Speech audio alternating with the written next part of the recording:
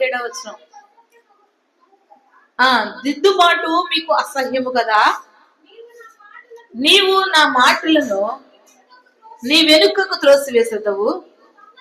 నీవు దొంగను చూసినప్పుడు వానితో ఏకీభవించదవు. వ్యభిచారులతో నీవు సాంగత్యము చేసేదవు. కీడు చేయవలనని నీవు నోరు తెరుచుచున్నావు. నీ నాలుక కపటము కల్పించుచున్నది. నీవు కూర్చుండి నీ సహోదరుని మీద కొండెములు చెప్పుచున్నావు. నీ తల్లి కుమారుని మీద అపనిందలు వేయిచున్నావు. అందరూ వినాలి జాగ్రత్తగా. ఇట్టి పనులు నీవు చేసినను, అందరూ నా వైపు చూడాలి దయచేసి, చదివేవాడు తప్ప. ఇట్టి పనులు నీవు చేసినను నేను మౌనినై ఉన్నాను. అందుకు నేను నీ వంటి వాడనని నీవు అనుకుంటున్నావు. దేవునికి స్తోత్రం. హల్లెలూయా. పైన చాలా మాటలున్నాయి. నువ్వు దొంగతో ఏకీభవిస్తున్నావని, వ్యభిచారంతో సాంగత్యం చేస్తున్నావని, ఇంకా చాలా చాలా మాటలు ఉన్నాయి. అయితే అందులో మనకు కావాల్సిన ఒకే ఒక మాట, ఇట్టి పనులు నీవు చేసినా నీ మౌనంగా ఉన్నా. ఎన్ని పనులు? చాలా పనులు మనం చేస్తూనే ఉంటున్నాం. దేవుని యొక్క లేఖనాలను బట్టి అవి వినపడంగానే మనం ఏం చేస్తున్నాం? సరి చేసుకుంటున్నాం. అయితే ఈ రోజు మన మధ్యలోనికి పరిశుద్ధాత్మ దేవుడు మరొక మాటను తీసుకొచ్చాడు. ఏంటి? కపటమైన నాలుక కలిగి ఉంటున్నాం. దేవునికి స్తోత్రం. హల్లెలూయా. ఏమి నాలుకండి? కపటమైన నాలుక. ఈ యొక్క విధానాన్ని బట్టి ఈ రోజు కొన్ని లేఖనాలు మనం తెలియపరుచుకుందాం. అసలు కపటము కలిగి ఉంటే దేవుడు ఏమంటున్నాడో తెలుసా? కపటము అంటే ఏంటంటే లోపల మనసులో ఒకటి, పైన ఒకటి ఉంచుకునే విధానాన్ని బట్టి కపటము అంటారు. ఈ మనసులో ఒకరి గురించి ఏమంటే చెడు అభిప్రాయం ఉంటది. నోటితో మాత్రం అతను ఏం మాట్లాడుతుంటావు? నీకంటే గొప్పవాడు లేడు, నీకంటే మంచివాడు లేడు, అసలు నీలాంటి వాడు నేను చూడలేదు అని చాలా మంది నోటితో ఏమని మాట్లాడతారంటే కపటమైన మాటలు మాట్లాడుతూ ఉంటారు. దేవునికి స్తోత్రం. హల్లెలూయా. చాలా మంది చెడ్డవారిని చూసి అంటారు మంచివాడు అంటాడు, మంచివారిని చూసి అంటారు నీ అంత చెడ్డవాడు ఎక్కడా లేడు అని చాలా మంది చాలా రీతిలుగా కపటమైన మాటలు మాట్లాడుతూ ఉంటారు. కానీ దేవుని యొక్క లేఖనాలు, కీర్తనల గ్రంథము 5వ అధ్యాయం 6వ వచనంలో ప్రభు మాట్లాడుతున్నాడు, అబద్ధమాడు వారిని నీవు నశింప చేయదు, కపటము చూపి నరహత్య జరిగించు వారు నీకు అసహ్యులంట. దేవునికి స్తోత్రం. హల్లెలూయా. ఎవరికి? దేవునికి అసహ్యకరమైన వారుగా ఉన్నారు. దేవునికి అసహ్యమైన వారిగా ఉంటే ఆ పరిశుద్ధ పట్టణంలో మనందరము కూడా చోటు లేనట్లే. దేవునికి స్తోత్రం. హల్లెలూయా. కాబట్టి దేవుని యొక్క లేఖనాలు మనకు స్పష్టంగా తెలియపరుస్తున్నాయి. కపటము లేని వారిగా మనం ఉండాలని ఆయన ఇష్టపడుతున్నాడు. హల్లెలూయా. ఎవరు ఇష్టపడుతున్నారండి? మన ప్రభు. మనల్ని సృజించిన వాడు, తల్లి గర్భములో రూపింపబడక మునిపే నిన్ను గుర్తెరిగిన వాడంటున్నాడు. ఏమంటున్నాడు? ఏమండి?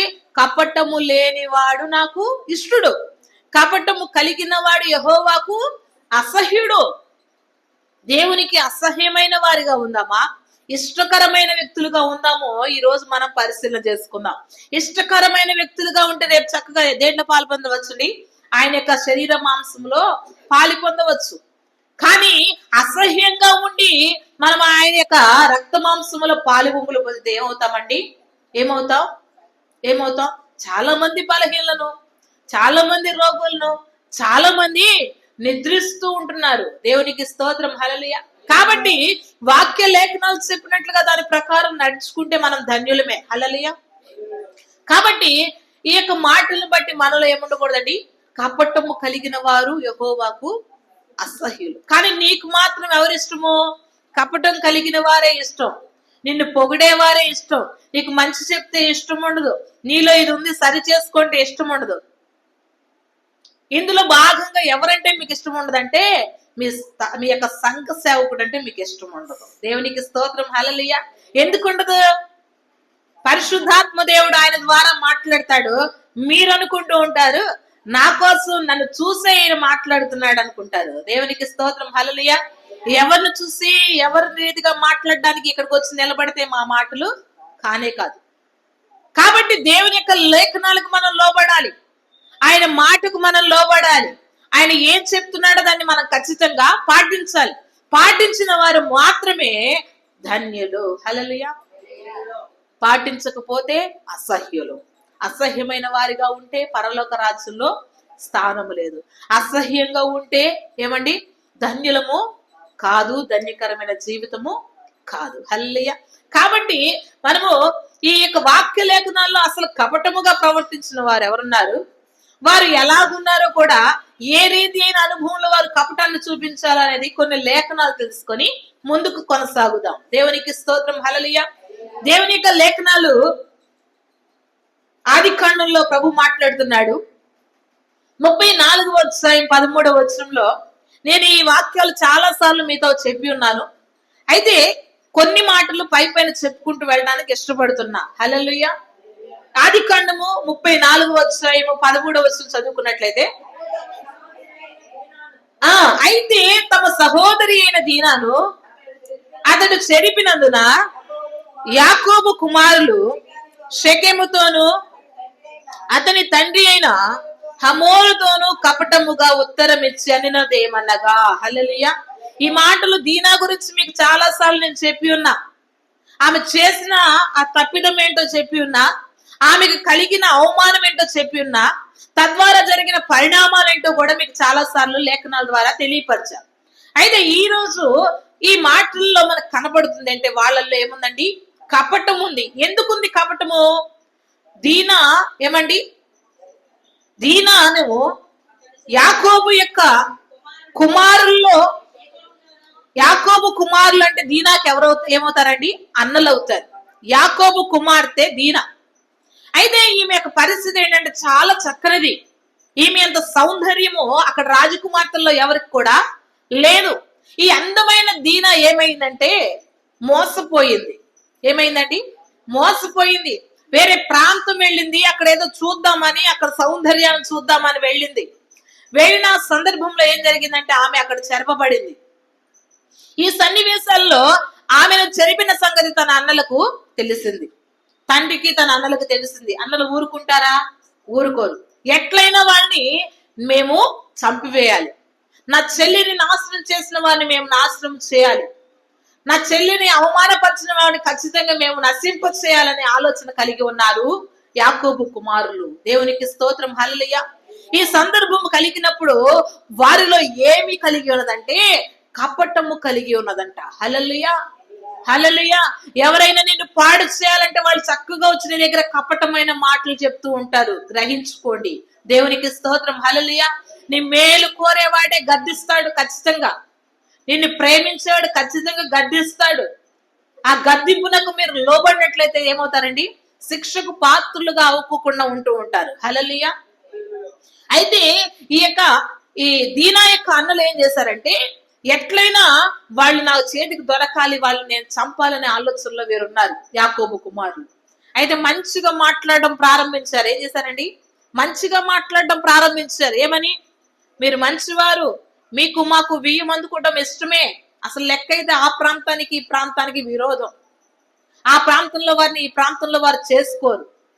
వారు సున్నతి లేని వారు, వీరు సున్నతి కలిగిన వారు ఆ దినముల్లో. అయితే ఈ సందర్భము జరుగుతూ ఉండగా సున్నతి లేని వారిని ఈ యొక్క సున్నతి కలిగిన యాకోబు వంశస్థులు పెళ్లి చేసుకోకూడదు. కానీ వీరు ఏం చెప్తున్నారు? కపటమైన మాటలు చెప్తున్నారు, వ్యర్థమైన ప్రమాణాలు చేస్తూ ఉంటున్నారు. మనసులో ఒకటి దాచుకొని పైకి ఒకటి మాట్లాడుతున్నారు. ఏమని మాట్లాడుతున్నారండి? మిమ్మల్ని ఖచ్చితంగా మేము 1000 మందుకుంటానికి ఇష్టపడుతున్నాం. హల్లెలూయా. అన్న తర్వాత వీళ్ళు ఆలోచన చేశారు. వీళ్ళు చేసిన పాపం అంతా మర్చిపోయారు. వీరిలో ఉన్న అవిధేయత అంతా మర్చిపోయి అనుకుంటున్నారు, నిజంగా ఖచ్చితంగా వీరు మాకు దీనాన్నిచ్చి పెళ్లి చేస్తారేమో అనుకొని వెళ్ళి సున్నతి పొందడానికి కూడా ఇష్టపడడానికి ఆ ప్రాంతానికి వస్తూ ఉంటారు. హల్లెలూయా. ఈ కపటము కలిగిన ఆలోచన కలిగిన యాకోబు కుమారులు ఏం చేస్తారు తెలుసా? ఇదే సమయం అనుకుంటారు, వారి ప్రాంతాన్ని, వారి రాజ్యములో ఉన్న వారందరినీ కూడా చంపేస్తారు. దేవునికి స్తోత్రం. హల్లెలూయా. వీరు ఏం చేసే సమయం కోసం కపటముగా ఆలోచన చేసి కపటమైన మాటలు మాట్లాడుతున్నారు. హృదయంలో దాగి ఉన్నది ఏంటి? పగ. పైకి మాట్లాడుతుంది ఏంటి? ప్రేమ. దేన్ని నమ్ముతాం మనము? పైన కనపడేదాన్ని నమ్ముతాం. లోపలున్నది గ్రహించగలిగిన వాడు దేవుడు ఒక్కడే. కానీ నీకు నాకు ప్రభు ఇచ్చాడు తెలుసా, వేచిన వరాన్ని ఇచ్చాడు. హల్లెలూయా. నీతో ఎవరు మంచిగా మాట్లాడుతున్నారో ఎవరు చెడ్డగా మాట్లాడుతున్నారో గ్రహించగలవు. కానీ తెలిసి ఏమవుతావు, జారిపోతావు, మోసపోతూ ఉంటావు. దేవునికి స్తోత్రం. హల్లెలూయా. నువ్వు దేవుని నుంచి వేరవుతున్నావు అని తెలుసు, కానీ ఏం చేస్తావు, మళ్ళా మనుషుల మాటకి ఎలవబడతావు, మళ్ళా బంధాలకు ఎలవబడతాం, మళ్ళా అదే ఆలోచనలో ఉంటూ ఉంటాం. ఈ రీతి అయిన అనుభవం కలిగి మనం కూడా ఏమవుతామండి, దేవునికి అసహ్యులుగా మారిపోతున్నాం. దేవునికి స్తోత్రం. హల్లెలూయా. దేవుని యొక్క లేఖనాలు విన్నవారు మాత్రమే దేవుని విషయంలో కపటము లేని వారు మాత్రమే ధన్యులు. దేవునికి విరుద్ధమైన ఏ ఆలోచన కలిగి ఉన్నవారు అసహ్యులు. మరి ఇక్కడ యాకోబు కుమారులు ఏం కలిగి ఉన్నారు, కపటము. హృదయం అంతా కపటం, నోటితో కపటపు మాటలు మాట్లాడుతున్నారు. ఏం మాటలు మాట్లాడారు, మీరు మాకు ఖచ్చితంగా ఇష్టమైన వారే, ఖచ్చితంగా మా చెల్లిని మీకు ఇస్తాం, ఖచ్చితంగా మా కుమార్తెని మీకు ఇస్తామని వాళ్ళు ప్రమాణం చేసి ఏం చేశారండి, వారిని చంపివేశారు. వాళ్ళు చేసిన తప్పుకి అది ఖచ్చితంగా రైటే. దేవునికి స్తోత్రం. హల్లెలూయా. వెగులు వారిగా వెళ్ళింది ఈమె చూడటానికి, ఈమెను అలాగా తప్పు చేయడం చాలా తప్పే. కాబట్టి వాళ్ళు మాట్లాడే మాట ఎలాగుందంటే, మనకు కావాల్సిన వర్తమానం ఏంటంటే వారి మాటలు కపటమైన మాటలని మనం తెలుసుకోవాలి. దేవునికి స్తోత్రం. హల్లెలూయా. కొన్ని సందర్భంలో నువ్వు కూడా మోసపుచ్చబడుతున్నావు. ఎక్కడ, ఏ సందర్భంలో అంటే వారు ప్రేమగా మాట్లాడంగానే ఏమైపోతున్నావు, మోసపోతున్నావు. వారు ప్రేమగా చెప్పగానే ఖచ్చితంగా దేవుళ్ళే నాకు వాళ్ళే ముఖ్యం, నేను ముందు అక్కడికి వెళ్ళాలి, వాళ్ళు ఫీల్ అవుతారు, వాళ్ళు బాధపడతారు. దేవుని సన్నిధిలో కూడా మనం ఏం చేస్తున్నాం, మర్చిపోతున్నాం. కపటమైన మాటలకే లోబడిపోతున్నాం. కానీ సత్యమైన జీవవాక్కు కలిగిన దేవునికి మాత్రం మనము లోబడట్లా. దేవునికి స్తోత్రం. హల్లెలూయా. కానీ దేవుడు చెప్తున్నాడు, మీరు ఎలాగుండాలండి, ఎలాగుండాలి, కపటము లేని వారిగా ఉండాలి. దేవునికి స్తోత్రం. హల్లెలూయా. అయితే దేవుని యొక్క లేఖనాల్లో మరొకరిని మనము సాదృశ్యంగా చూసుకున్నట్లయితే యాకోబు కుమారులు మనకేం కనపడ్డారు, కపటమైన మాటలు కలిగిన వారిగా కనపడ్డారు, కపటమైన ఆలోచనలు కలిగిన వారిగా కనపడ్డారు. పైకి మంచివారిగా కనపడి వచ్చిన వారిని ఏం చేశారు, వాళ్ళు చంపేశారు. కానీ మరొక చోట 2వ సమూయేలు గ్రంథము 13వ అధ్యాయము ఏమండి 3వ వచనం చదువుకుందాం. ఇది కూడా మీకు చాలా సార్లు ఈ కథను కూడా, ఈ స్టోరీని కూడా మీకు చెప్పే ఉన్నాను. మరొకసారి పై చెప్పుకుంటూ వెళ్ళిపోదాం. అమ్నోనుకు మిత్రుడు ఒకడుండెను, అతడు దావీదు సహోదరుడైన షిమ్యా కుమారుడు, అతని పేరు యెహోనాదాబు. ఈ యెహోనాదాబు బహు కపటము గలవాడు. దేవునికి స్తోత్రం. హల్లెలూయా. ఎందుకు కపటం కలిగిన వాడు, ఏ సందర్భంలో కపటం కలిగిన వాడు, ఏ రీతి అయిన కపటపు ఆలోచన చేశాడో మీకు కొన్ని సందర్భాలు వివరించుకుంటూ వెళ్తా. ఇక్కడ దావీదు కుమారుడు ఎవరంటే అబ్షాలోం. అబ్షాలోముకు ఒక చెల్లుంది, తామారు అనే వ్యక్తి. హల్లెలూయా. అయితే ఈ తామారు అనే వ్యక్తి మీద ఇతడు కూడా ఎవరండి, అమ్నోను అనే వ్యక్తి కూడా ఎవరంటే దావీదు కుమారులో కుమారుడే. అయితే ఈ దావీదు కుమారుడైన అమ్నోనుకి అబ్షాలోము, తామారు వీళ్ళందరూ ఏమవుతారండి, ఒక తండ్రికి పుట్టిన పిల్లలందరూ ఏమవుతారు, అన్నదమ్ములు, అక్క చెల్లెళ్ళు, అక్కదమ్ముళ్ళు, ఏమండి అన్న చెల్లెళ్ళు అవుతారు. అవునా కదా.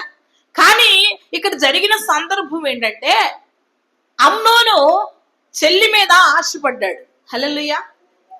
మీకు ఇది విచిత్రంగా అయి ఉండవచ్చు, కానీ చాలా చోట్ల ఈ యొక్క ఇప్పుడు జరుగుతున్న ప్రపంచంలో మరి ఎక్కువైపోయింది ఏంటంటే వరుస వాయి అనేది తప్పిపోయింది.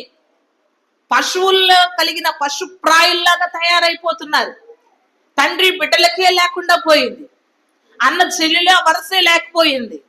చాలా చోట్ల ఏమండి అసలు ఒక్కింట్లోనే ఉంటూ చాలా పాపములు మునిగిపోయిన వారు కూడా చాలా కుటుంబాలు లేకపోలేదు. దేవునికి స్తోత్రం. హల్లెలూయా. వరసకి అన్న చెల్లెళ్ళే, కానీ పాపములో మునిగిపోయి ఉన్నారు. ఇదేంటయ్యా అంటే విపరీత కాలం వినాశ వీరి యొక్క బుద్ధి అంతా కూడా నాశనానికే.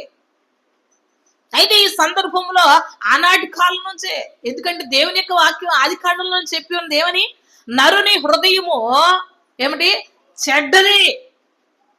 అందుకే దేవుడు నరులను చేసినందుకు ఏమంటాడు తెలుసా, నేను పశ్చాత్తాపడుతున్నా, ఎందుకు చేశానా ప్రభువా వీరిని అని సంతాపడుతున్నాడు మనల్ని చేసినందుకు. ఎందుకంటే ఈ పద్ధతుల్ని, ఈ యొక్క వ్యవహారాలను చూసే దేవునికి ఏం కలిగిందండి? మనస్సు చెదిరిపోయింది. మనల్ని చూసి బాధపడ్డాడు, మనల్ని చూసి దుఃఖపడ్డాడంట దేవుడు. హల్లెలూయా. మన పితరులను చూసి. కానీ మనకు మాత్రం ఈ లేఖనాలు వినపడుతున్నాయి, మీరు అట్లాగా ఉండద్దు అని. హల్లెలూయా.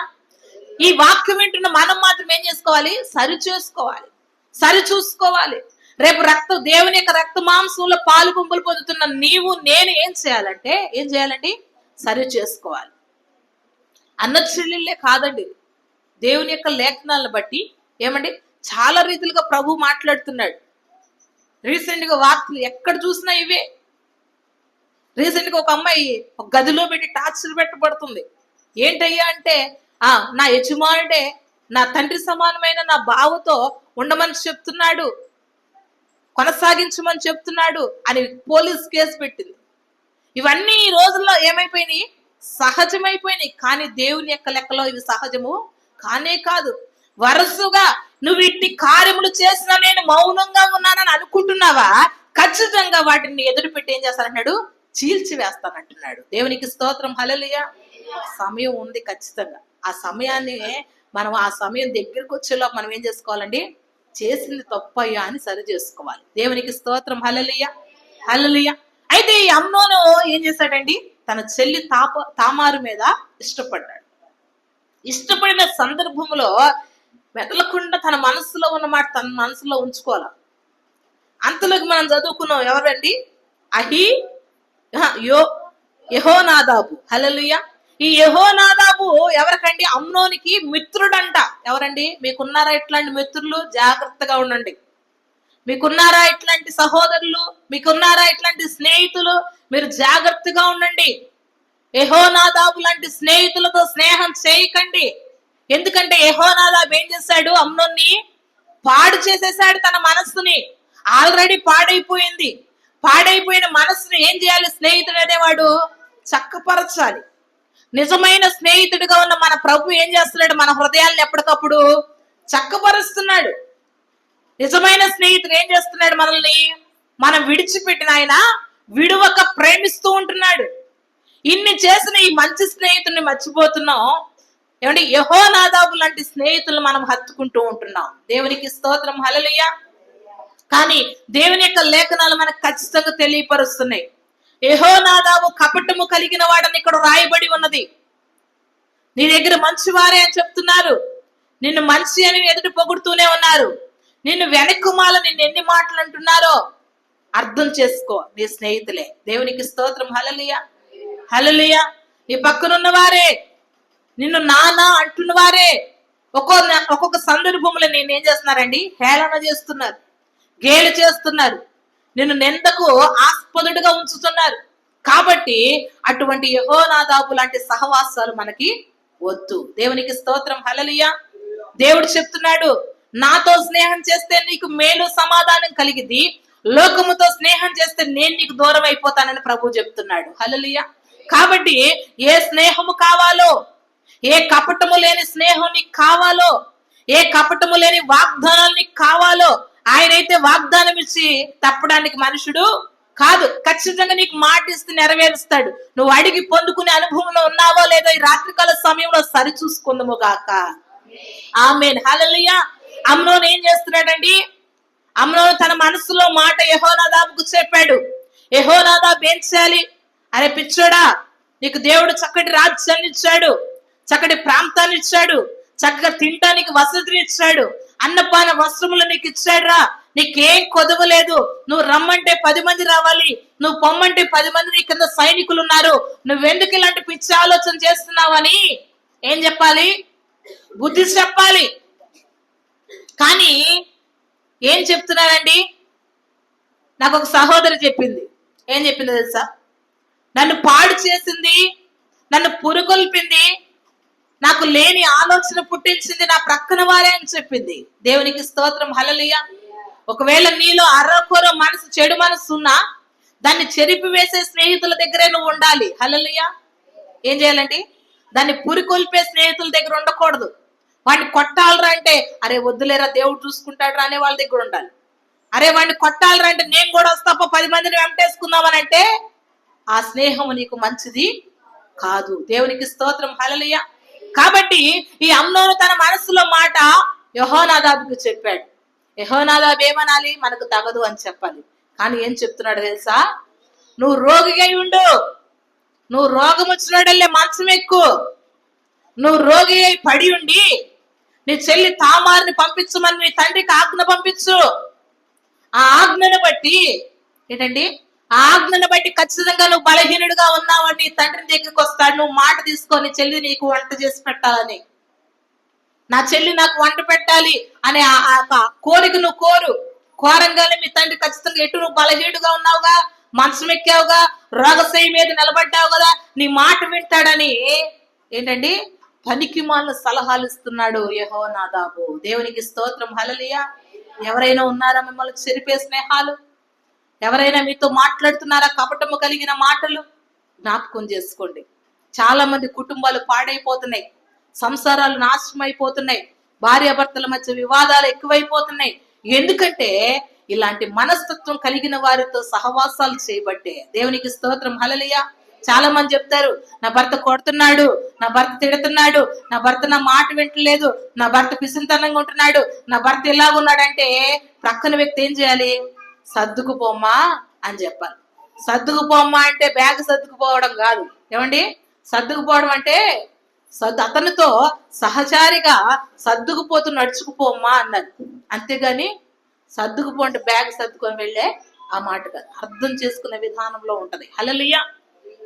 అయితే ఇలాంటి ఆ యొక్క ఆలోచన మధ్య ఒక భార్య చెప్పినప్పుడు వీడిని వదిలిపెట్టు, వీడు కాకపోతే నీకు ఇంకొకడు, నువ్వు ఎవరి కాళ్ళు ఉన్నావేగా అని ఇలా చెప్పే మాటలు చెడగొట్టే స్నేహాలు చాలా లేకపోలేవు. దేవునికి స్తోత్రం, హల్లెలూయా. లోకంలో ఎన్ని సహవాసాలు ఉన్నాయంటే విచిత్రమైన సహవాసాలన్నీ కూడా ఇక్కడే ఉన్నాయి. హల్లెలూయా. పొరుగు దేశాల్లో, అమెరికా దేశాల్లో వాళ్ళు ఒకటే పెట్టుకుంటున్నారు. ఏం పెట్టుకుంటున్నారు తెలుసా? ఏం పెట్టుకుంటున్నారు? కొన్నాళ్ళు సహవాసం చేసే సహజీవనాన్ని ఏదో అంటారు, నాకు ఇంగ్లీష్ లో రావట్లా. దేవునికి స్తోత్రం, హల్లెలూయా. ఏం చేస్తారండి? డేటింగ్. హల్లెలూయా. ఏంటండి డేటింగ్ అంటే? వాళ్ళు ఆల్రెడీ కాంప్రమైజ్ అయిపోయారు, వాళ్ళకి ఆ యొక్క ఆదేశం వచ్చింది, వాళ్ళు అట్లా కొనసాగిస్తున్నారు. వాళ్ళకి అది తప్పేం కదా, ఎందుకంటే ఆదేశాలు నడుస్తున్నాయి. కానీ భారతదేశంలో పుట్టిన మనకి, ఈ దేశంలో ఉన్న మనకి ఏం చెప్పాడంటే అసలు ఈ దేశం పరిశుద్ధ గ్రంథం ఏం చెప్తుంది? ఏం చెప్తుంది? నీకు ఇచ్చిన వారికి నువ్వు నమ్మకంగా ఉండాలి. దేవునికి స్తోత్రం, హల్లెలూయా. జ్ఞాపకం చేసుకొని ఉంటున్నారా? ప్రశ్న. దేవునికి స్తోత్రం, హల్లెలూయా. కాబట్టి కపటమైన మాటలు, కపటమైన ఆలోచన మనం చేయకూడదు. మన మాట అవునంటే అవును, కాదంటే కాదుగానే ఉండాలి. దేవునికి స్తోత్రం, హల్లెలూయా. కానీ ఈ అమ్నోనికి యెహోనాదాబు చెప్పాడు పిచ్చి సలహా, రోగి అయిపడి ఉండమని. నిజంగానే వీడు కూడా నటనాశీలి. హల్లెలూయా. ఎవరో అమ్నోను ఎక్కాడు మంచం మీద, ఇక దిగట్ల కిందకి. ఏం చేస్తాడంటే దిగట్ల కిందకి నేను నాశనానికి నడిపించే మాటను ఫాలో అవుతున్నాడు. వీడు మరణం దగ్గరికి వచ్చేసేసింది, అందుకే ఈ మాటను ఫాలో అవుతున్నాడు. ఆ మాట కపటమైనదా, మంచి చెప్తున్నారా, చెడ్డ చెప్తున్నాడనే వివేచన లేదు, ఆలోచన లేదు. రాజకుమారుడు అంటే ఎంత ఆలోచన ఉండాలండి, ఎంత వివేచన ఉండాలండి, ఎటువంటి సహవాసాలు కలిగి ఉండాలండి. చాలా మంది ఏమండి సేవకులు పిల్లలు కూడా ఏమవుతున్నారో తెలుసా? చెడు సహవాసాల్లో పడిపోతున్నారు. దేవునికి స్తోత్రం, హల్లెలూయా. ఎప్పటికప్పుడు మేము కూడా మా బిడ్డలకి, వెంకటేష్ కూడా తెలుసు, ఎప్పటికప్పుడు నా పిల్లవాడిని ఏం చేస్తుంది తెలుసా? గద్దిస్తూనే ఉంటాం, వెళ్ళొద్దు బయటికి, చెడు సహవాసాలు చేయొద్దు, దేవుని నామానికి అవమానంగా ఉండకూడదు. ఇవన్నీ ఎందుకు చెప్తూ ఉంటాం అంటే అతడే కాదు, తనతో పాటు ఉన్న ఆ యొక్క ఫ్రెండ్స్ కూడా ఇదే మాట చెప్తుంటాం. ఈక్వల్ వీళ్ళకి కూడా అదే మాట చెప్తుంటాం. ఎప్పుడు వీళ్ళందరూ కలిసినా కానీ మీరు చేసేది ఏదైనా కానీ దేవుని పని అయి ఉండాలి. ఎక్కడ కూడా లోపల ఒకటి బయట ఒకటి పెట్టుకొని ఉన్నట్లుగా మీరు ఉండకూడదు. మంచి మనస్సాక్షి కలిగిన వారిగా, దేవుని సన్నిధిలో నమ్మకమైన వారిగా ఉంటే ఖచ్చితంగా మీకు ఏమిస్తాడు? దేవుడు ఆశీర్వాదం ఇస్తాడని వారికి ఎన్నో మార్లు బలపరిచిన సందర్భాలు చాలా ఉన్నాయి. దేవునికి స్తోత్రం, హల్లెలూయా. అయితే ఈ యెహోనాదాబు చెప్పిన మాటలు ఏం చేశాడు? అమ్నోను లక్ష్య పెట్టాడు. తండ్రి మాట పక్కన పెట్టాడు, దేవుని మాట పక్కన పెట్టాడు. ఏమండి, ఈ యొక్క పనికి మళ్ళీ స్నేహితుని మాట మాత్రం వింటున్నాడు. ఈయనేం చేస్తున్నాడు? అట్లాగే రోగశయ్య మీద పడుకొని ఏం చేస్తున్నాడు? తండ్రికి ఆజ్ఞ పంపించాడు, తండ్రి నేను బలహీనుడిగా ఉన్నా, నాకు చేసి పెట్టేవాళ్ళు లేరు, ఎవరు చేసి పెట్టా నాకు నచ్చట్లా, నువ్వు నాకు తామారుని పంపించు, నా చెల్లి అక్కడ కూడా అంటాడు ఏమంటది సార్, నా చెల్లి అయిన తామారుని పంపించు. ఎంత గౌరవంగా మాట్లాడుతున్నాడు. పంపించున్నప్పుడు తండ్రి నిజమే అని నమ్మాడు. నమ్మి ఏం చేశాడండి, తామార్ని తన దగ్గరకు పంపించాడు. నీ చేతితో రొట్టెలు చేసి పెట్టాలంటే అన్న అడుగుతున్నాడు అని అన్నప్పుడు ఏమండి, అన్నప్పుడు ఆ సందర్భం ఏమైంది ఏమండి, ఆమె వచ్చింది, ఆ రొట్టెలు చేసింది, చేసి సిద్ధపరిచి అతను తినే ఆ యొక్క సందర్భం కాడు పెట్టింది. అయితే ఆమె లోపల ఉంది. ఇక్కడ చుట్టూ చాలా మంది ఉన్నారు. ఎంతమంది ఉన్నారండి, చాలా మంది ఉన్నారు. అతనికి పెట్టేవారు, అతనికి సహకరించేవారు, చాలా రీతిలుగా చాలా మంది ఉన్నారు ఆ రాజనగర్ లో. కానీ ఏం చేస్తారు తెలుసు, అక్కడ మీరందరూ వెళ్ళిపోయి నా దగ్గర నుంచి చదువుతాడు. వాళ్ళందరూ వెళ్ళిపోయిన తర్వాత తామాన్ని లోపల పిలుస్తాడు. హల్లెలూయా. ఇది నా నాశనానికి ఆయన ఆలోచన చేయలా, ఆ కపటపు మాటలు విన్నాడు. ఏమండి, పైన చెప్పే నిన్ను నాశనం చేసే మాటలు నమ్మేసేసి ఏం చేశాడండి, అతని జీవితాన్ని అతని చేతులు ఏం చేసుకున్నాడు, పతనము చేసుకున్నాడు. ఆమెను లోపలికి పిలిచి ఆమె జీవితాన్ని నాశనం చేసి ఏం చేశాడు తెలుసా, మళ్ళీ వెంటనే వెళ్ళగొట్టేసి ఆమెను అవమానపరుస్తున్నాడు. నువ్వు వెళ్ళిపో ముందు నా దగ్గర నుంచి, నాకు అసహ్యంగా ఉంది. అప్పుడప్పుడే ఆమె జీవితం నాశనం చేశాడు. అతని అవసరం తీరిపోగానే మళ్ళీ వెంటనే ఆమెనే సేవకులకు కూడా చెప్పాడు, ముందు ఈమెని బయటకు నెట్టేసేసాడు. ఆమె మరలా లోపలికి రాకుండా నన్ను బ్రతిమలాడకుండా గెళ్ళి పెట్టేసేసాడు. హల్లెలూయా. ఏం చేశాడండి, ఆజ్ఞ ఇచ్చాడు. మళ్ళా ఇన్ని చేసిన తర్వాత ఆమె ఏమండి వెళ్తూ ఉండగా తన అన్న అబ్షాలోము చూసి ఏం చేశాడు తెలుసా, అబ్షాలోము సమయం కోరకు ఎదురు చూశాడు. ఏం చేశాడు, అమ్నోని తన దగ్గరికి భోజనానికి పిలిచి చంపేశాడు. దేవునికి స్తోత్రం. హల్లెలూయా, హల్లెలూయా. కపటపు మాటలు వింటే మన జీవితాలు ఏమైపోతాయండి, అసహ్యకరంగా మారిపోతాయి, మరణంగా మారిపోతాయి. ఏమండి, దేనికి పనికిరాని వారంగా మన యొక్క జీవితాలు తయారైపోతూ ఉంటాయి. కాబట్టి కపటము కలిగిన ఆ మనస్సు మనలో ఉండకూడదు. కపటముగా మాట్లాడే వారి మాటలు మనము వినకూడదు. హల్లెలూయా. అర్థమవుతుందా, వ్యర్థమవుతుందా? అర్థమవుతుంది కదా. దయచేసి జేహెచ్పి మినిస్ట్రీలో ఉన్న మీరు అందరూ కూడా ఏమండి, కపటమైన మాటలేంటో, యథార్థమైన మాటలేంటో, మిమ్మల్ని ప్రేమించే వారి మాటలు ఎలాగున్నాయో, మిమ్మల్ని ద్వేషించే వారి మాటలు ఎలాగున్నాయో మీరు అర్థం చేసుకోవడానికి దేవుడు మీతో మాట్లాడుతున్నాడు. దేవునికి స్తోత్రం. హల్లెలూయా, హల్లెలూయా. కాబట్టి అమ్నోను లాంటి మనస్తత్వం మనకు ఉండకూడదు. యెహోనాదాబు లాంటి కపటపు మనస్సు మనలో ఉండకూడదు. దేవునికి స్తోత్రం. హల్లెలూయా. మొట్టమొదటిగా విన్నాం, ఎవరికి ఉందండి కపటపు మనసు? యాకోబు కుమారులు కపటం మనసు కలిగి ఉన్నారు. ఎందుకది? తన చెల్లిని వారు నాశనం చేశారని, వారిని యాకోబు కుమారులు నాశనం చేయాలని కపటపు ఆలోచన చేశారు. ఇక్కడ తన చెల్లి అయిన తామారుని నాశనం చేశారని ఏం చేశారండి, కపటపు నడత కలిగిన ఆ యెహోనాదాబు చెప్పిన మాటలు విన్న అమ్నోను ఏమైపోయాడండి, మరణం అయిపోయాడు. దేవునికి స్తోత్రం. హల్లెలూయా. కాబట్టి యోబు గ్రంథం 15:35 ప్రభు మాట్లాడుతున్నాడు. యోబు గ్రంథము 15వ అధ్యాయము 35వ వచనంలో, వారు దుష్కార్యమును గర్భమున ధరించి పాపము కందురు, వారి కడుపున కపటము పుట్టును. దేవునికి స్తోత్రం. హల్లెలూయా. దుష్కార్యము గర్భములో ఉంచుకొని వారు పాపమును కంటారు. ఆ పాపము ఏమైందండి, ఆ కడుపున కపటము, పాపము కలిగిన వారి యొక్క మనస్సులో, పాపము ఆలోచన కలిగిన వారి యొక్క నోటిలో ఏముంటదండి, కపటమే ఉంటది. దేవునికి స్తోత్రం. హల్లెలూయా. వాళ్ళు చెప్తూ ఉంటారు, ఏం చెప్తారు, ఎక్కడికి వెళ్ళొచ్చావంటే ఎక్కడికి వెళ్ళొచ్చు, అక్కడికి వెళ్ళొచ్చు, అసలు మాట చెప్పరు. హల్లెలూయా.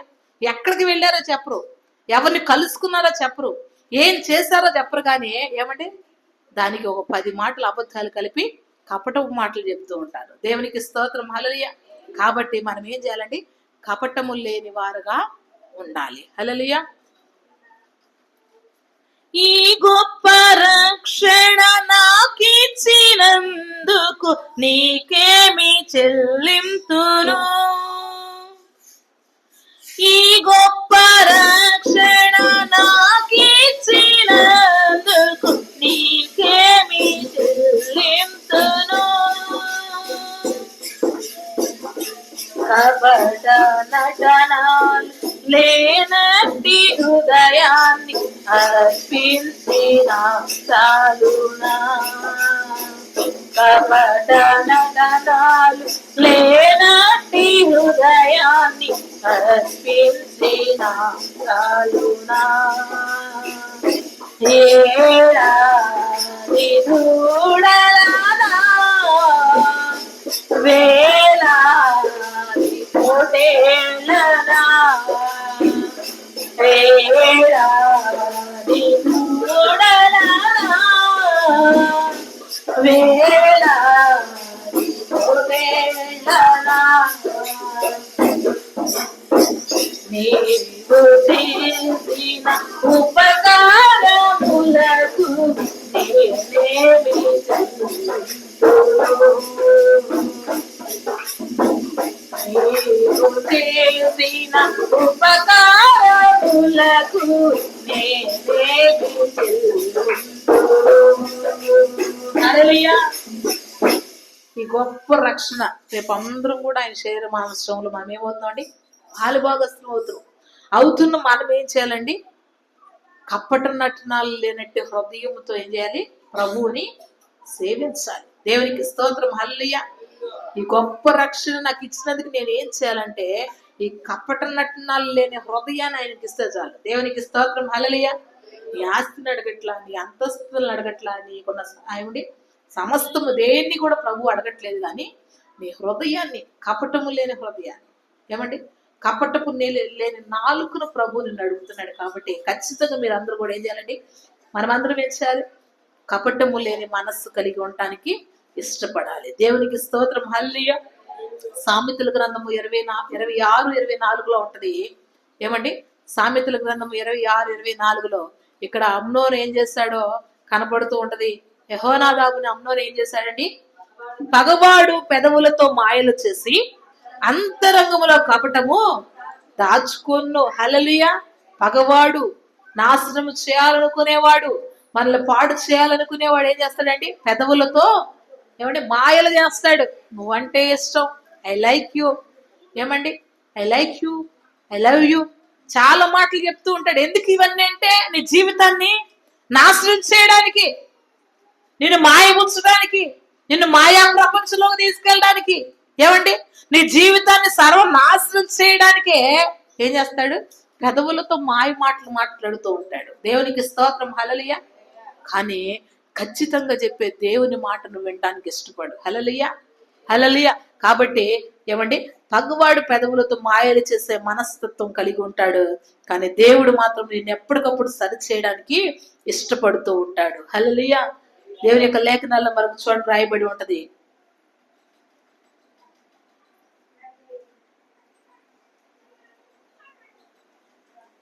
యోహాను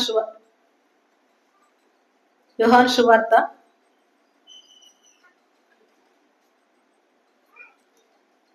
1వ అధ్యాయము 47వ వచనం చదువుకుందాం. 1వ అధ్యాయం 47వ వచనం. యేసు నతనయేలు తన యొద్దకు వచ్చుట చూచి, ఇదిగో ఇతడు నిజముగా ఇశ్రాయేలీయుడు, ఇతని యందు ఏ కపటము లేదని అతని గూర్చి చెప్పాను. దేవునికి స్తోత్రం. హల్లెలూయా. దేవుడే, యేసు ప్రభువారే అక్కడ ఖచ్చితంగా రాయబడి ఉంది. యేసు. హల్లెలూయా. యేసు దగ్గరికి ఎవరు వస్తున్నారండి, నతనయేలు అనే వ్యక్తి వస్తూ ఉన్నాడు. ఈ జరుగుతున్న ఈ సందర్భంలో ఈ నతనయేలు ఏం చేస్తున్నాడంటే దేవుని దగ్గరికి రావడానికి ఇష్టపడ్డాడు. అంతేకాదు ఈ నతనయేలు చేసిన ఆలోచన ఏంటంటే, అసలు అంటున్నాడు, నన్ను నీవు ఎలా తెలుసుకున్నావు, నాలో కపటం లేదని నీకు ఎట్లా తెలుసు అంటే, సర్వము ఎరిగిన దేవుడు నీ మనస్సాక్షి ఏంటో తెలియకుండా ఉండదు. దేవునికి స్తోత్రం. హల్లెలూయా. చాలా మందిని కపటమైన నాలుగు కలిగిన వాడు అంటున్నాడు. అనేక మంది గురించి సాక్ష్యము, బైబిల్ గ్రంథం, లేఖనాలు, కొంతమంది సాక్ష్యాలు మనకు చూపించారు. ఎక్కడ చూసినా ఏముందండి, కపటమే ఉంది. కానీ ఇక్కడ నతనయేలు అనే వ్యక్తి దగ్గరికి వచ్చేవాడికి దేవుడే సాక్ష్యం ఇస్తున్నాడు. ఏమిస్తున్నాడండి, ఇతని దగ్గర ఏ కపటము కూడా లేదు. ఆ పైన వచనాలు 2 వచనాలు పైన చదవండి. అందుకు నతనయేలు నజరేతులో నుండి మంచిదేదైనా రాగలదా అని అతన్ని అడుగగా వచ్చి, చూడు, ఫిలిప్పు అతనితో అనెను. యేసు నతనయేలు తన ఎద్దుకు వచ్చుట చూచి, ఇతడు నిజముగా ఇశ్రాయేలీయుడు, ఇతని యందు ఏ కపటము లేదనని అతని గూర్చి చెప్పాను. నన్ను నీవు ఎలాగూ ఎరుగుదువని నతనయేలు ఆయన్ని అడగగా, యేసు, ఫిలిప్పు నిన్ను పిలవక ముందే నీవు ఆ అంజూరపు చెట్టు కింద ఉన్నప్పుడే నిన్ను చూచితనని అంటున్నాడు. దేవునికి స్తోత్రం, హల్లెలూయా. అసలు నతనయేలు యొక్క ప్రవర్తన అంతా దేవుడికి తెలుసు. నీ ప్రవర్తన అంతా దేవుడికి తెలుసు. నువ్వు పుట్టిన మొదలుకొని ఇప్పటి వరకు ఏ ప్రవర్తన కలిగి ఉన్నావో, ఏ కపటపు ఆలోచన, ఎక్కడ ఏం చేసామో మన అందరి గురించి ప్రభు ఖచ్చితంగా తెలుసు. కానీ సరి చేసుకుంటూ ఎప్పటికప్పుడు దేవుని యొక్క సన్నిధిలో ఎదుగుతున్న మనల్ని ఏమంటున్నాడు దేవుడు? నతనయేలులాగా కపటము లేనివాడు అని సాక్ష్యం ఇస్తున్నాడు. దేవునికి స్తోత్రం, హల్లెలూయా. ఏం చేస్తున్నాడండి? నతనయేలు లాంటి సాక్ష్యం మనకు కావాలి. కపటము లేనివారి అనే సాక్ష్యం కావాలి. మరొకరు కపటం లేనివాడు ఎవరైనా ఉన్నారా అంటే ప్రభు మాత్రమే. హల్లెలూయా. అంతేకాదు, ఆ పైన వచనాల్లో కొన్ని మాటలు ఉంటాయి. ఏమంటే యేసు మాదిరి చూపించిన ప్రకారం అతడు కూడా కపటము లేనివాడిగా ఉన్నాడని దేవుని యొక్క లేఖనాలు రాయబడి ఉంటాయి. 40వ వచనం చదవండి. అతడు మొదట నీ సహోదరుడైన సీమోను చూచి మెస్సయ్యను కనుగొంటిమని అతనితో చెప్పి యేసునొద్దకు అతన్ని తోడుకొని వచ్చును. మెస్సయ్య అను మాటకు అభిషిక్తుడని అర్థము. అతడు యేసు అతని వైపు చూచి, యెహోవా కుమారుడైన సీమోను, నీవు తేమాను మాటకు రాయి అని అర్థము. మరునాడు గలిలయకు వెళ్ళగోరి ఫిలిప్పుని కనుక్కొని నన్ను వెంబడించుమని అతనితో చెప్పాను. ఫిలిప్పు అనగా ఆంద్రయ్య, పేతురు అనేవారు. దేవునికి స్తోత్రం, హల్లెలూయా.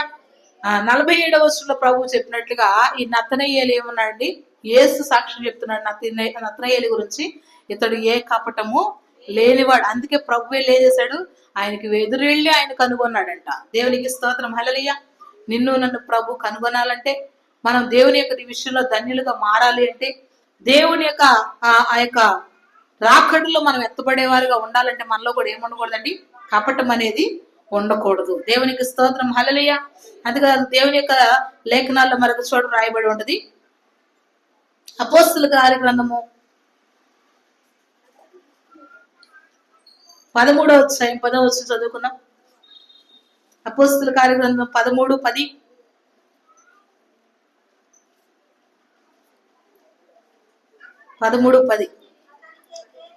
అతన్ని తేరి చూచి సమస్త కపటముతోనూ సమస్త దుర్మార్గముతోనూ నిండినవాడా, అపవాది కుమారుడా, సమస్త నీతికి విరోధి, ప్రభు యొక్క తిన్నని మార్గమును చెడగొట్టుట మానవ, ఇదిగో ప్రభువు తన చెయ్యి నీ మీద ఎత్తి ఉన్నాడు. నీవు కొంతకాలం గుడ్డివాడవై. దేవునికి స్తోత్రం, హల్లెలూయా. ఏమైందండి ఇక్కడ సెర్గీ పౌలు అనే ఒక వ్యక్తి ఏం చేశాడంటే, ఎలుమ ఆ అధిపతిని విశ్వాసము నుండి తొలగింపవాలని యత్నము చేసి వారిని ఎదిరించిన. ఇక్కడ బర్యేసు, ఫిలిప్పు, చాలా మంది ప్రవక్తులు ఉన్నారు. ఈ ప్రవక్తులు ఉన్న సందర్భంలో ఎలుమ అనే వ్యక్తి ఏం చేశాడంటే, వాళ్ళు ఎట్లయినా విశ్వాసం నుంచి ఏం చేయాలి? తొలగించాలని వారిని ప్రయత్నం చేశాడు. ఎలుమా అనే దానికి అర్థం ఏంటంటే గారడి వాడు. దేవునికి స్తోత్రం, హల్లెలూయా. ఎవరండి? గారడి వాడు. ఈ గారడి వాడిలో ఉన్న గొప్ప క్వాలిఫికేషన్ ఏంటంటే కపటము కలిగిన వాడు. హల్లెలూయా. ఎవరండి? కపటము కలిగిన వాడు. వాడి మనసుకు వాడికి చేస్తూ నేను చేసేది అంత తప్పు అని. అవునా కదా? గారడి చేసేవాడు ఏం చేస్తాడు? నిన్ను నన్ను మాయ చేస్తాడు. అన్ని ఆడ దగ్గరే ఉంటాయి, అన్ని ప్రక్కనే ఉంటాయి, కానీ మనకు కనబడే కొన్ని, కనపడి కొన్ని. ఏం చేస్తాడు? టోపీలోంచి పావురాలు తెస్తాడు గారడివాడు. పావురం అప్పటికప్పుడే టోపీలోంచి పుట్టుకొచ్చిందా? ఆల్రెడీ అతను ఏం చేస్తాడంటే గారడి లోపల ఆల్రెడీ సిద్ధపరచుకొని వస్తాడు, మనకు కనపడకుండా పెడతాడు, పెట్టి మళ్ళా మనకు కనపడేట్టుగా దాన్ని తీస్తా ఉంటాడు. హల్లెలూయా. మనల్ని మోసం చేస్తా ఉంటాడు కపటము కలిగిన వాడు. హల్లెలూయా. ఈ కపటము కలిగిన వ్యక్తుల్లో ఎవరయ్యా కనపడుతున్నారంటే ఎలుమా అనే వ్యక్తి. హల్లెలూయా. ఇతడు గారడివాడు, నిన్ను నన్ను మోసం చేసే గారడివాడు. నీ ఎదుట ఎవరున్నారో అటువంటి గారడి కలిగిన వ్యక్తి, ఆ విద్యలు కలిగిన వారు, నిన్ను ఆత్మీయతలో నుంచి దూరం చేయాలనుకుంటున్న వారు ఎవరున్నారో వారు నీకే తెలిసి ఎలుమా లాంటి మనస్తత్వం కలిగిన వారు. హల్లెలూయా. కాబట్టి అటువంటి మనస్తత్వాల నుంచి మీరు ఏం చేయాలండి? దూరముగా ఉండాలి. హల్లెలూయా. అందుకే అక్కడ మాట్లాడుతున్న ఏమంటారు తెలుసా? ఇతడు వివేకము గలవాడైన సెర్కీ పౌలు అనే అధిపతి అతను ఉండెను. అతడు బర్నబాను సౌలును పిలిపించి దేవుని వాక్యం వినగోరెను. అయితే ఎలుమా ఆ అధిపతిని విశ్వాసము నుండి తొలగింపవలని యత్నము చేసి వారిని ఎదిరించెను. ఎలుమా అని పేరు నాకు గారడి వాడని అర్థము. అందుకు పౌలు అనబడిన సౌలు పరిశుద్ధాత్మతో నిండిన వారే అతని తేరి చూసి, హల్లెలూయా. పరిశుద్ధాత్మ దేవుడికి అన్ని తెలుసు, నీకు నాకు ఏం తెలియదు. హల్లెలూయా. ఏమండి? పరిశుద్ధాత్మ దేవుడికి నువ్వు మోసం చేస్తున్నావో తెలుసు, నువ్వు మంచుకున్నావో తెలుసు, నువ్వు అబద్ధం చెప్తున్నావో తెలుసు, నువ్వు నిజం చెప్తున్నావో తెలుసు. మనం గత వారం వాక్యం విన్నాం. ఏం చేసామండి? పరిశుద్ధాత్మను మోసపుచ్చిన అనయ్య సప్పీరాలు ఉన్నారు, కానీ పరిశుద్ధాత్మ దేవుడు తెలిసిందా లేదా వాళ్ళు మోసం చేస్తున్నారని? తెలిసింది. అలాగే ఇక్కడ పౌలు అనబడిన సౌలుకి పరిశుద్ధాత్మ వచ్చి చేసింది. హల్లెలూయా. మోసం చేస్తున్నాడు. ఇక్కడ ఎలుమా అనే వ్యక్తి అధిపతిని విశ్వాసం నుంచి తొలగించాలని చూస్తున్నాడు. మీరు మాత్రం తెలుసుకోరు మిమ్మల్ని విశ్వాసం నుంచి ఎవరు పాడు చేస్తున్నారు. హల్లెలూయా. తెలుసుకోరు. మీ ఆత్మీయ భక్తి దేని విషయంలో పాడైపోతుందో మీరు తెలుసుకోలేరు. మాకు కావాలండి, మేము వెళ్ళాలండి, మేము వెళ్తేనే అక్కడ అన్ని పూలు బొట్లు కాయలు గోంగూర కోసి అన్ని. హల్లెలూయా. నువ్వు వెళ్ళకపోతే ఏం జరగదా? జరిగిద్ది. కానీ నీకు నువ్వే హెచ్చించుకోవాలి. హల్లెలూయా. నీకు నువ్వే గొప్ప చేసుకోవాలి. నేను లేకపోతే అక్కడ ఏమి జరగదండి. కాదు, నిన్ను మోసం చేస్తున్నాడు. కపటమైన మనస్తత్వం కలిగిన ఎలుమాంటి గారడి విద్యలు నీ ఎదుట కనపడుతున్నాయి. దీని నుంచి ఈ రాత్రి కాలమైన కొంచెం తెలుసుకుంటానికి అర్థం చేసుకో. ఈ వాక్యం విని నా ఆత్మీయతని ఏది పాడు చేస్తుంది? నా ఆత్మీయతలో నుంచి ఎవరు పాడు చేస్తున్నారు? ఎవరు ఆ కపటము కలిగిన మాటలు చెప్తున్నారు? ఏమండి? ఎప్పుడు ప్రేమ రాదు, అప్పటికప్పుడే ప్రేమ వచ్చింది వాక్యం టయానికే. ఎప్పుడు ప్రేమ రాదు, అప్పటికప్పుడే ప్రేమ వచ్చింది మన ప్రార్థన టైం అయినప్పుడే. ఎవరికి? మన యజమానులకు కావచ్చు, మన తల్లిదండ్రులకు కావచ్చు, ఇంకా సో అండ్ సో అక్కడ ఏది పెట్టుకోండి. ఎప్పుడు వచ్చిందండి? ప్రార్థన సమయం అవ్వంగానే ఈ ప్రార్థన నుంచి నిన్ను ఎట్లయినా తప్పించాలి, ఈ ఆరాధనకు నువ్వు వెళ్లకుండా చేయాలి. ఈ మాటను బట్టి ఖచ్చితంగా ఆగిపోయింది. ఈ మృదువైన మాటలతో ఖచ్చితంగా ఈ మాటల్లో పడిపోయి దేవుడు లేడు, వాక్యం లేదు, ఆరాధన లేదు. ఏమండి? భర్త కాస్త మాట్లాడడం కానీ ప్రేమగా చాలు అన్ని చేసి పెడతాం, అక్కడే ఉంటాం, ఎదురు కూర్చోండి బయట. ఏమండి? తినంకొచ్చు వడ్డం చేస్తానే ఉంటాం, కడుపు నిండిపోయినా కానీ. ఎందుకు? కొంచెం ప్రేమగా మాట్లాడడం కానీ. ఏమండి? భార్య కొంచెం ప్రేమగా మాట్లాడడం కానీ వాళ్ళు ఏమవుతారు? ఇవాడు కాసేపు నీ కోసం మంత్రం ఆగుతాలే, కాళ్ళు నొప్పులు ఉన్నాయా, తలనొప్పి ఉందా, అద్దెమ్మంటావా, ఇద్దెమ్మంటావా? ఏమండి? అట్లాంటి ఉన్న వ్యక్తులు చాలా మంది లోకంలో కనపడుతున్నారు. మన జేహెచ్పి మినిస్ట్రీ వాళ్ళందరూ మంచివాళ్లే. దేవునికి స్తోత్రం, హల్లెలూయా. ఎవరండి? మంచివాళ్లే. కపటము కలిగిన మనస్సు. ఏమండి? ఎంతమంది నిన్ను పాడు చేయాలని చూస్తున్నారు, గుర్తుపెట్టుకోండి. ఇప్పటికైనా మీ హృదయానికి ఒక ప్రశ్న వేసుకోండి. అవును, నిజంగా నేను చాలాసార్లు మందిరం ఆగిపోయి, ఎందుకు? వాళ్ళెవరో ప్రేమించారని, వాళ్ళెవరో ఫంక్షన్కి పిలిచారని, వీళ్ళెవరో రమ్మంటున్నారని, వాళ్ళెవరో పొమ్మంటున్నారని, అక్కడేదో ఆధిపత్యం ఇస్తారని, ఇక్కడేదో ప్రెసిడెంట్ పదవి ఇస్తారని. హల్లెలూయా.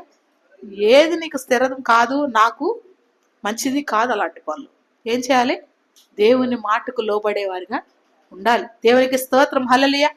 కపటమైన మాటలు నీకు ఎవరు చెప్తున్నారో అర్థం చేసుకునే మనస్తత్వం ఇకనైనా రావడానికి ఇష్టపడదాం మన అందరం. హల్లెలూయా. నేనేదో పొగడం కానీ, నేను లేకపోతే అక్కడ ప్రథమ స్థానం లేదంట, నాకే గోల్డ్ మెడల్ అంట, నాకే అయ్యంట, నాకే ఇయ్యంట అని బల్లారాధనలు కూడా పోగొట్టుకుంటున్నారు చాలా మంది. హల్లెలూయా. ఎందుకంటే ముఖ్యమైన వాళ్ళండి, రేపొద్దు నిన్ను ముంచేవాళ్ళండి. హల్లెలూయా. ఎవరండి? ముంచేవాళ్ళు నిన్ను వాళ్ళే. కాబట్టి అర్థం చేసుకోవాలి. ఒక మనిషి వివేచన కలిగిన వాడు జంతువులన్నిటికన్నా, లోకములో ఉన్నటికన్నా మనిషికి దేవుడు ఏమిచ్చాడండి? బుద్ధి జ్ఞానములు వివేచన ఇచ్చాడు. ఏమండి? కానీ వివేచన లేని వాళ్ళు ఏం చేస్తారు తెలుసా? చాలా మంది దూరదేశాల్లో ఏం చేస్తారండి? పెట్ని పెంచుకుంటారు. ఏం పెంచుకుంటారు? పెట్ని. ఇక్కడంటే కుక్కలు, కోళ్ళు, కోయని, పిల్లే. పై దేశాల్లో చూసుకున్నట్లయితే పులును పెంచుకుంటూ ఉంటారు. ఏమండి? సింహాన్ని ఇంట్లో చక్క తిప్పుతూ ఉంటారు. చిన్నప్పటి నుంచి దానికి ఏంటంటే దాని స్వభావ సిద్ధంగా పెంచుదాం అనుకుంటారు. ఏమనుకుంటారండి? స్వభావ సిద్ధంగా ఏంటి? పాలు పోస్తారు, పసిపిల్లలాగా పెంచుతారు, దాన్ని జాగ్రత్తగా చూసుకుంటారు. దానికి ఒక్కసారి రక్తం పట్టు అవసరం, రుచి చూస్తే ఆడి పిల్లోడు ఉండవు, ఆడి పిల్ల ఉండదు, ఆడు ఉండవు. దేవునికి స్తోత్రం. హల్లెలూయా. ఎందుకంటే అది రుచి మరిగింది ఆల్రెడీ. దాని స్వభావ సిద్ధం ఏంటి? అది రక్తము అలవాటు పడింది. అలాగే ఒక ఆమంట ఏం చేస్తుంది? ఒక కొండ చిలువను పెంచుకోవాలని ఎందుకో ఎప్పటి నుంచో ఆశ అంట. ఏంటండి? కొండ చిలువను పెంచుకోవాలని ఎప్పటి నుంచో ఆశ అంట. అయితే ఆమె ఏం చేస్తుందంటే, నాగరాజు కొండ చిలువను పెంచడానికి సిద్ధపడింది. వెళ్ళి ఏమండి ఒక చోట ఆ కొండ చిలువని తెచ్చుకుంది. డబ్బులు ఇచ్చి మరి కొని తెచ్చుకుంది. బాగుంది, ఇది తెల్లగా ఉంది, లేకపోతే పచ్చగా ఉంది, దీని మచ్చలు బాగున్నాయి అని చక్కగా మంచిదాన్ని తెచ్చుకుంది. తెచ్చుకున్న కాడి నుంచి కొండ చిలువకి ఏం చేస్తుందంటే ఇది తినే ఆహారం పెడుతుంది. హల్లెలూయా. ఏం చేస్తుంది? ఇది తినే ఆహారం పెడుతుంది. కానీ కొండ చిలువ కపటము కలిగినది. హల్లెలూయా. మనం ఏమిటంటే కపటం లేని వాళ్ళమే. మనం ఏంటంటే అందరికి మంచి చేయాలని ఆలోచన కలిగిన వాళ్ళమే. మనం ఏంటంటే మనతో పాటు వచ్చింది కదా ఆలోచన కలిగిన వాళ్ళమే. మేము కూడా చాలా సార్లు ఎంత మోసపోయామో అండి. ఇప్పుడు కూడా బాధ వేస్తుంది. హల్లెలూయా. ఎందుకంటే మందిరానికి కొత్తారనగానే సాయం చేస్తాం, దేవుళ్ళు ఎదుగుతారనే సాయం చేస్తాం. ఏమండి? ఈ పోరు దాటి రేపు బ్రతకవల్ల ఈ ఆనంగాన్ని గబగబా నెత్తి మీద ఉన్న సమస్య తెచ్చడానికి ఇష్టపడతాం. నెత్తిని పెట్టిపోతారు. హల్లెలూయా. ఏంటిది? అప్పు. దేవునికి స్తోత్రం. హల్లెలూయా. అలాగే కొండ చిలువను చక్కగా ఏం కలిగింది? నమ్మి అది మాత్రం దాని ఆలోచనలో అదే ఉంది. ఏంటి? కపటము కలిగిన ఆలోచన. రోజు పెట్టే తింటుంది. ఎంతైనా ఎంత అయ్యింది, ఎంత అయ్యింది, కమ్మకు తింటుంది, కమ్మకు బాగుంటుంది. కొన్నాళ్ళకి దాని సమయం వచ్చింది. ఏం సమయం? ఇది దాన్ని ముద్దులు పెడుతుంది నెత్తి మీద, అది వచ్చి దీన్ని ముద్దులు పెడుతుంది. ఎవరు పెంచుకున్నామే కొండ చిలువని నెత్తి మీద ముద్దు పెడితే ఎట్లాగా? ప్రేమగా, నిస్వార్థం లేని ప్రేమతో అది ముద్దులు పెడుతుంది. ఎక్కడ? నెత్తి మీద. ఎందుకు ముద్దులు పెడుతుంది? చెప్పండి, ఎందుకు ముద్దులు పెడుతుంది? ఈ తలకైనా నోట్లో పట్టిద్దా లేదా అని ముద్దులు పెడుతుంది. దేవునికి స్తోత్రం. హల్లెలూయా. ఎందుకు పెడుతుంది? ఈ తలకాయి నేను మింగడానికి సరిగా ఉందా లేదా, నా నోరు ఇంత తెరవగలనా లేదా, నాకెంత ఏజ్ వచ్చిందా లేదా అని దాని ఆలోచనలో అది ఉంది. హల్లెలూయా. కపటమైన ఆలోచన. అప్పటికి అర్థం చేసుకోవాల పాపం పిచ్చి తల్లి. దేవునికి స్తోత్రం. హల్లెలూయా. మీరు నిలువెత్తు మునిగిపోయినా మీరు వాళ్ళనే నమ్ముతారు. ఎవరిని? కపటంగా ఆలోచించే వాళ్ళనే. హల్లెలూయా. మంచి చెప్పే వాళ్ళని ఎవరికి నచ్చరు. అమ్మ అంటే నచ్చరు. ఏమండి? కాబట్టి అర్థం చేసుకోండి. ఎక్కడైనా దేవుని వాక్యం మీ దగ్గరికి వస్తుందంటే, ప్రార్థనకి రండి అని మీకు చెప్తున్నారంటే, దేవుని సన్నిధిలో నమ్మకంగా ఉండండి అని మీకు చెప్తున్నారంటే, వాక్యాన్ని శ్రద్ధగా వినండి అని మీకు చెప్తున్నారంటే, మీ మేలు కోసమే. హల్లెలూయా. మన మేలు కోసమే సేవకుడు చెప్పారు. మనం అందరం ఏం చేయాలండి? నాకే చెప్పాడులే, నన్నే అన్నాళ్ళే అనుకోకుండా మనందరము వివేకము కలిగిన హృదయంతో చక్కగా వినటానికి ఇష్టపూర్వకంగా ఏం చేద్దాం, సేవకునికి నమ్మకంగా, మరి ముఖ్యంగా దేవునికి నమ్మకంగా ఉండడానికి ఇష్టపడతాం. దేవునికి స్తోత్రం, హల్లెలూయా. కాబట్టి నతనయేలు గురించి యేసు సాక్ష్యం ఇస్తున్నాడు, ఏమని? ఇతడు కపటము లేనివాడు, హల్లెలూయా. ఇంకొకరి గురించి సాక్ష్యం ఇస్తున్నాడు, ఎలుమా గురించి. ఏంటి? అరే దొంగోడా, నువ్వు కపటమైన వాడురా, నిన్నెంత నమ్మానురా, నువ్వు గాయడోడివైనా నేనేం చేశాను? నా దగ్గర పెట్టుకున్నా. నువ్వు మోసం చేసేవాడివైనా నాకు తెలిసి నేనేం చేశాను? హత్తుకున్నా. పేతురుని యేసయ్య ఏం చేశాడు? పేతురు అబద్ధాలు కోరని యేసయ్యకి తెలుసు, కానీ యేసయ్య ఏం చేశాడు? పేతురుని శిష్యుల్లో ఒక శిష్యునిగా చేర్చుకున్నాడు. యేసు నమ్మిన ఇస్కరియోతు యోధ ఎవరో తెలుసు యేసయ్యకి. నమ్మించి మోసం చేసేవాడు యేసయ్యకి తెలుసు. ఇకనైనా మారుతాడేమో అని తను ఏం చేసుకున్నాడు? హక్కును చేర్చుకున్నాడు, పక్కన పెట్టుకున్నాడు. కానీ ఏం చేశాడు? వాడి బుద్ధి మార్చుకోవాలి. కపటమైన ఆలోచనలే కలిగి ఉన్నారు. వీడు పేతురు గారు చూస్తేనేమో ఏమన్నాడు? 3 సార్లు నాకు యేసు ఎవరు తెలియదు అన్నాడు. ఇస్కరియోతు యోధ చూస్తేనేమో నేను ఎవరిని ముద్దు పెట్టుకుంటానో ఆయన యేసు అని బట్టిచ్చేసాడు. నమ్మిన వారు మోసం చేసే రోజుల్లో మనం ఉన్నాం కనుక మనం ఏం చేయాలండి? మన నమ్మకము, మన యొక్క ప్రేమ, మన యొక్క విశ్వాసము, మన యొక్క ఎదురు చూపు, మన యొక్క సమస్తమైన ఏమండి ఆధారం అంతా మన ప్రభువుగా ఎంచుకోవాలి. దేవునికి స్తోత్రం, హల్లెలూయా. కపటమైన మాటలు చెప్పి నీ ఆత్మీయ జీవితాన్ని ఎవరు పాడు చేస్తున్నారో వారికి ఇకనైనా మీరు దూరముగా ఉందురుగాక. ఆమేన్, హల్లెలూయా, హల్లెలూయా. నతనయేలు లాంటి కపటము లేని మనస్సు కలిగిన వారుగా, ఎరుమా లాంటి కపటము కలిగిన మనస్సు కలిగిన వారంగా ఉండక, ఏమండి యాకోబు కుమారులు కలిగిన కపటపు ఆలోచనలు మనం చేయక. ఎందుకంటే దేవుడు ఏం చెప్పాడండి? ఒకడు నేను కొట్టినప్పుడు, ఒకడు నేను తిట్టినప్పుడు ఏం చెప్పమన్నాడు ప్రభు? ఎవరు రాడు ఏమన్నాడా? ఏమన్నాడు? వస్తున్న చీపిరి చాటు పట్టుకొని అని మిమ్మల్ని అనమన్నాడా? ఏమన్నాడు? క్షమించాడు. నేను మిమ్మల్ని క్షమించిన ప్రకారం మీరు కూడా క్షమించండి. దేవునికి స్తోత్రం, హల్లెలూయా. ఈ మనస్సు మనం కలిగి ఉండడానికి ఇష్టపడదాం. ఏమండి యాకోబు కుమారులు లాంటి ఏమండి ఆ కపటమైన మనస్సు మనకి ఉండకుండా ఉండును గాక. అంతేకాదు ఇక్కడ మనకి అమ్నోను పరిచయం అయ్యాడు. అమ్నోను ఫ్రెండ్ ఎవరండి? యెహోనాదాబు. అతన్ని మోసం చేసి కపటమైన ఆలోచన చెప్పాడు. ఆ ఆలోచనకి అమ్నోను అమ్ముడుపోయి తన జీవితాన్ని నాశనం చేసుకున్నాడు. కాబట్టి అటువంటి కపట ఆలోచన మనలో లేకుండా ఉండును గాక.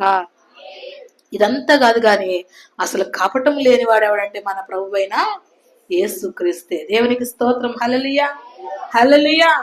దేవుని యొక్క లేఖనాలు యెషయా గ్రంథంలో ప్రభు మాట్లాడుతున్నాడు. 53:9 చదువుకుందాం. అతనికి సమాధి నియమింపబడెను, ధనవంతుని యొద్ద అతడు ఉంచబడెను, నిశ్చయముగా అతడు అన్యాయం ఏమీ చేయలేదు, అతని నోట ఏ కపటము లేదు. దేవునికి స్తోత్రం, హల్లెలూయా. ఎవరండి ఈ మాట? ఎవరి గురించి ఈ మాట? యెషయా ప్రవక్త ప్రవచించిన ప్రవచనం ఇది. దేవునికి స్తోత్రం, హల్లెలూయా. ఈ ప్రవచనం ఖచ్చితంగా ఎప్పటికైనా నెరవేరాల్సిందే. ఎవరు నెరవేర్చారు ఈ ప్రవచనము? యేసు ప్రభు వారి లోకానికి వచ్చి ఈ మాట ఆయన నెరవేర్చాడు. హల్లెలూయా. సమాధిలో ఎవరు ఉంచబడ్డారు? ఆయనకి ఒక సమాధి ఏమంటే ఎవ్వరు ఎక్కడ ఎప్పుడు పెట్టనే ఒక రాయి తొలిపించి ఆయన ఏం చేశారు? ఇక్కడ పెట్టారు. ధనవంతుని యొద్ద అంటే మనకి ఏమండి సమస్తము ఇచ్చే ధనవంతుని యొద్ద ఆయన ఎక్కడున్నాడు? అతడు ఉంచబడ్డాడు.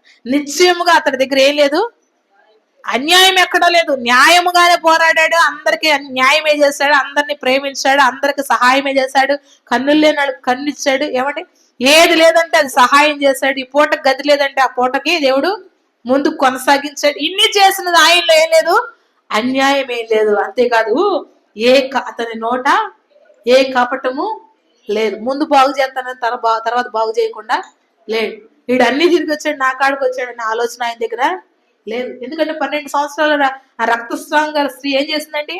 ఎక్కడెక్కడికో తిరిగింది, ఎన్నో తెప్పలు పడింది, ఆ డబ్బులన్నీ చేసుకుంది. కానీ చివరికి వచ్చి యేసయ్య చెంగు వస్త్రపు చెంగు ఏం చేసిందండి? విశ్వాసంతో తాకింది. తాకినప్పుడు ఆయనలోని ప్రభావం ఆమెలోనికి వెళ్ళింది. అంటే ఆయన ముట్టగానే స్వస్థత. తర్వాత అంటున్నాడు, ఏమంటున్నాడు, నా కుమారి విశ్వాసము గొప్పది, నీ విశ్వాసమే నిన్ను స్వస్థపరిచింది. దేవునికి స్తోత్రం, హల్లెలూయా. యథార్థంగా తన హృదయంలో నుండి మాట్లాడాడు అన్నమాట. ఆయన నోట్ ఎక్కడ కూడా కాపటం లేదు. ఆయన చేస్తానన్నప్పుడు ఖచ్చితంగా చేసేసాడు. ఆయన చేయనంటే దాన్ని ఖచ్చితంగా పోనా రాజ్యం నుంచి అంటే ఏం చేశాడంటే తలుపులు వేసేసి 5 బుద్ధి లేని వాళ్ళు ఏం చేశాడు, తలుపు వేసేసుకుని వెళ్ళిపోయాడు. అక్కడ ఏం లేదు, నో ఆప్షన్ లేదు. మళ్ళీ వస్తారు, నేను వస్తాను, మళ్ళీ నేను తీసుకెళ్తాను, ఏం లేదు. వాళ్ళు ఆల్రెడీ ఏమైపోయారు, ఎట్టివేయబడ్డారు, నశించిపోయే గుంపులో ఉన్నారు, బుద్ధి లేని గుంపులో ఉన్నారు, ఏమైనా సిద్ధపాటు లేని గుంపులో ఉన్నారు. కాబట్టి వారిని ఏమన్నాడు దేవుడు, మీరెవరు నాకు తెలియదు అన్నాడు. హల్లెలూయా. ఆయన నోట ఏ కపటము, ఏమండి ఆయన నోట ఏ కపటం, మీరు మాట్లాడుతున్నారు కపటం మాటలు, ముందొకటి వెనక మళ్ళొకటి. ముందేం చెప్తున్నారు, అబ్బా నువ్వంటే నాకు చాలా ఇష్టం అంటున్నారు. వెనకమాల ఏమంటున్నారు, దాని అంత పనికి మాలది ఎక్కడ లేదా అంటున్నారు. అంటున్నారా లేదా? ఉంటారు చాలా మంది. కాబట్టి ఆ మనస్తత్వం దేవుడు మనలోంచి తీసివేయను గాక. ఆమేన్. హల్లెలూయా, హల్లెలూయా.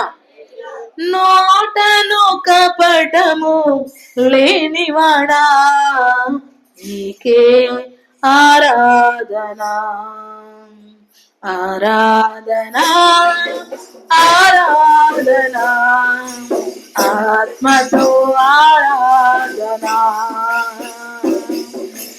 ఆరాధనా, ఆరాధనా, కృతజ్ఞత స్తుతి ప్రార్థన నీకే నా దేవా తండ్రి, అందుకోవా ఆరాధనా, ఆరాధనా, ఆత్మతో ఆరాధనా, అన్నిటికీ ఆధారమైన వాడా, నీకే ఆరాధనా, ఎన్నటికీ మారని మంచివాడా, కృతజ్ఞత స్తుతి ప్రార్థన ఎన్నటికీ మారని మంచివాడా, కృతజ్ఞత స్తుతి ప్రార్థన. అందరం కలిసి ఆరాధనా, ఆరాధనా, ఆత్మతో ఆరాధనా, ఆరాధనా, ఆరాధనా, కృతజ్ఞత స్తుతి ప్రార్థన అంతయు వ్యాపించి ఉన్నవాడా, నీకే ఆరాధనా, చింతలు తీర్చేటి గొప్పవాడా, కృతజ్ఞత స్తుతి ప్రార్థన చింతలు తీర్చేటి గొప్పవాడా, కృతజ్ఞత స్తుతి ప్రార్థన ఆరాధనా, ఆరాధనా, ఆత్మయు ఆరాధనా, నోటను కపటము లేనివాడా, నీకే ఆరాధనా, మాటతో మహిమలు చేయువాడా, కృతజ్ఞత స్తుతి ప్రార్థన ఆరాధనా, ఆరాధనా. అందరం కళ్ళు మూసుకొని ప్రార్థనలో ఉన్నాం. దేవుడు మనతో చాలా మాటలు మాట్లాడాడు రాత్రికాల సమయంలో. కపటము కలిగిన వ్యక్తుల గురించి చెప్పాడు, కపటము లేని వారించి కూడా ప్రభు మాట్లాడాడు. ఏ యొక్క గుంపులోనే ఉంటావో, ఏ ఆలోచన కలిగి ఉంటావో, కపటము లేని నజరేయుల్లాగా ఉంటావా, కపటము కలిగిన ఎలుమ అనే గారడి విద్య కలిగిన వాడు మనస్తత్వం కలిగి ఉంటావు. ఆరాధనా, ఆరాధనా, ఆత్మతో ఆరాధనా. ఆరాధనా ఆరాధనా కృతజ్ఞత స్తుతి ప్రార్థన నీకే నా దేవా తండ్రి అందుకోవా నీకే నా దేవా తండ్రి అందుకోవా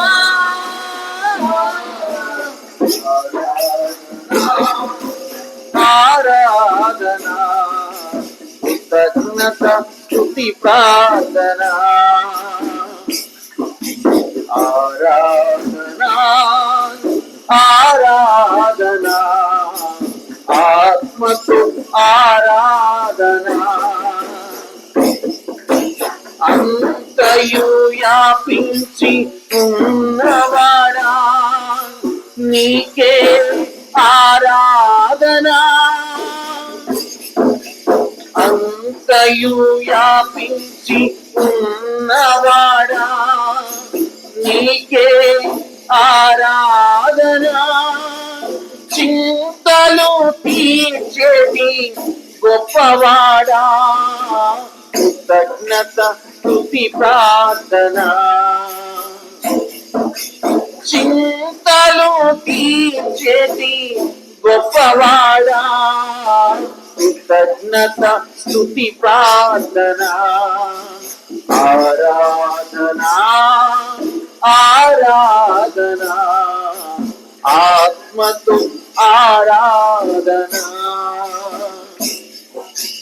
ఆరాధనా ఆరాధనా కృతజ్ఞత స్తుతి ప్రార్థన నీకే నా దేవా తండ్రి అందుకోవా నీకే నా దేవా తండ్రి అందుకోవా ఆరాధనా ఆరాధనా ఆత్మకు ఆరాధనా ఆరాధనా ఆరాధనా